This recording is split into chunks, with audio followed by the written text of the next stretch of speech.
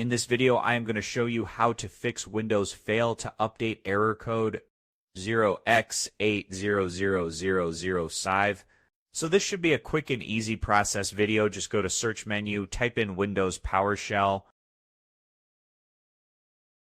And now after you do that, just go ahead and click on Run as Administrator. After that, just paste this command, which will be available in the description below.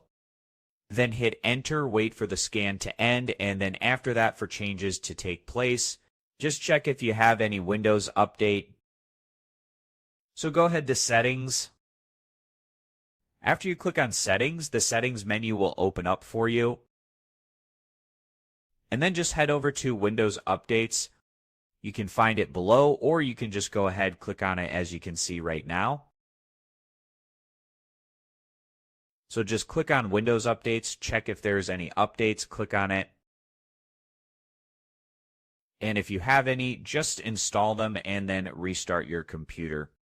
So this was an easy and quick process video. As always, thank you for watching.